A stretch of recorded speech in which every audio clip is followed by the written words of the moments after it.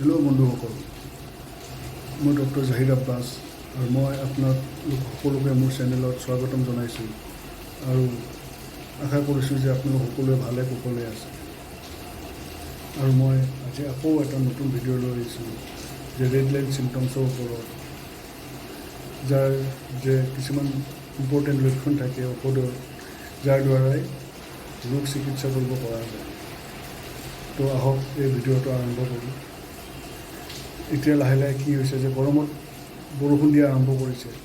তো কি হয়, কেতিয়াবা বৰষুণত ভিজি চৰ্দি লাগে আৰু সেই চৰ্দি কি হয়, প্ৰথমে হাঁচি আহে, চৰ্দি হয়, তাৰপিছত সেই চৰ্দিৰ পৰা বুকুত কফ জমা হয় আৰু কাহিলে বুকুত ঘেৰ ঘেৰ ঘেৰ ঘেৰ যেন বুকুত বহুত কফ জমা হৈ আছে আৰু কাহোঁতে কাহোঁতে কফ এক টোপো ওলাই নাহে। এনেকুৱা ক্ষেত্ৰত এণ্টিম-30 দিনে দুবাৰকৈ খালে সেই কফটো লাহে লাহে গলা আৰম্ভ কৰে আৰু কাহিলে কফবিলাক ওলাই আহে। মই ছেকেণ্ড ড'জৰ কথা ক'ম যে এই গৰমত কিছুমান লোকৰ পায়খানা হয়, যাক ডিচেণ্ট্ৰি বুলি ক'ব পাৰি, আৰু কি হয় যে তেওঁৰ সেইবিলাক ৰোগীৰ হজম ক্ৰিয়া ইমান দুৰ্বল হয় যে একো খাদ্যই হজম নহয়। কেতিয়াবা পায়খানাত যি খাদ্য খায় সেই খাদ্য হজম নোহোৱাকৈ বাহিৰলৈ ওলাই যায়। এনেকুৱা কেছত চাইনা 30 বা চিনকনা 30 বুলিও পোৱা যায়। এই মেডিচিনটো দিনে দুবাৰকৈ 2-3 দিন খালে এই ৰোগটো লাহে লাহে আৰোগ্য হৈ যায়। নেক্সট মেডিচিনটো ক'ম মই পেটৰ ওপৰত, গেষ্ট্ৰিকৰ ওপৰত। যে এনেকুৱা বহুত মানুহ আছে যে অলপ বহুত খাবলৈ ইচ্ছা যায়, কিন্তু অলপ খাই দিলে পেটটো ভৰি যায়, আৰু কিবা খালে পেটটো একদম পেটটো ফুলি আহে আৰু টেঙা বমি হোৱা কিছুমানৰ দেখা যায়।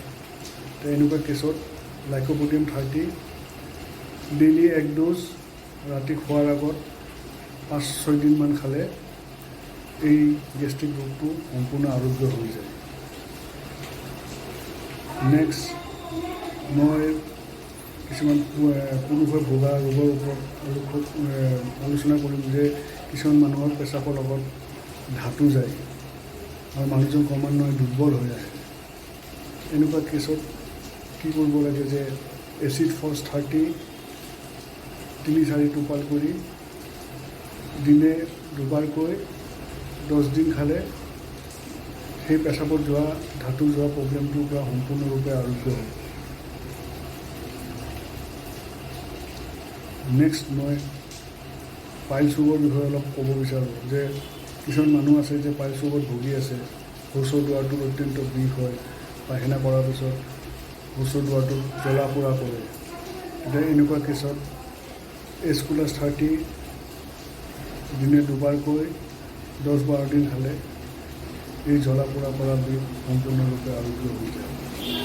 তো বন্ধুসকল, মই এই ৰেড লাইন চিমটমছটো আজি ইয়াতে সামৰণি মাৰিছোঁ। আৰু যদি আপোনালোকৰ এই ভিডিঅ'টো চাই ভাল লাগে তেন্তে আপোনালোকে লাইক আৰু ছাবস্ক্ৰাইব কৰিব। ধন্যবাদ।